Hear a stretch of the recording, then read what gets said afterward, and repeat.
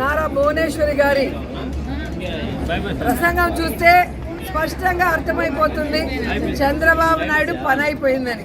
So మేము ఏదైతే ఎన్ని రోజులు చెప్పుకుంటూ వచ్చామో ఈరోజు తన మనసులో మాట, చంద్రబాబు నాయుడుకి రెస్ట్ తీసుకునే వయసు వచ్చింది, ఇక ఆయన రెస్ట్ తీసుకుంటాడు, కుప్పంలో కంటెస్ట్ చేయాలని నాకు కోరికగా ఉంది అని చెప్పి భువనేశ్వరి గారు తన కోరిక బయట పెట్టడం చూస్తుంటే పాపం చంద్రబాబు నాయుడుకి పని అయిపోయిందన్న సంగతి అర్థమై ఉంటుందని అనుకుంటున్నాను.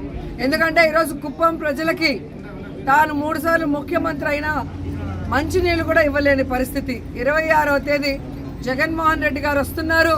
కుప్పం చిరకాల కోరిక అయిన మరి హంద్రీ నివా ద్వారా ఏ విధంగా నీళ్లు ఇవ్వబోతున్నారో కళ్ళారా చూడబోతున్నారు.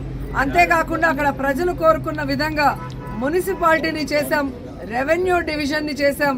ఈరోజు మీరు చూస్తే ప్రతి కుటుంబానికి సంక్షేమాన్ని అందిస్తూ ఈరోజు ప్రతి ప్రాంతాన్ని కూడా కుప్పంలో అభివృద్ధిని చేస్తుంటే ఇక చంద్రబాబు నాయుడు పని అయిపోయింది, ఇక్కడ ఆయన కూడా గెలిచే పరిస్థితి లేదు అనేది వాళ్ళకి అర్థమైంది. కాబట్టే తెలివిగా మా ఆయన రెస్ట్ తీసుకోవాలి, నేను కంటెస్ట్ చేస్తానని భువనేశ్వరి గారు చెప్పడం చూస్తుంటే అందరూ కూడా నవ్వుకుంటున్నారు. పోనీ ఇప్పటికైనా ఆమెకు అర్థమైందని.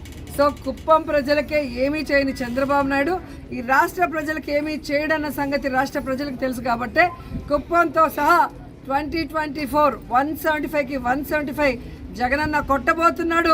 ఈ రాష్ట్ర ప్రజలకి మరింత సంక్షేమాన్ని, మరింత అభివృద్ధిని అందించబోతున్నారు.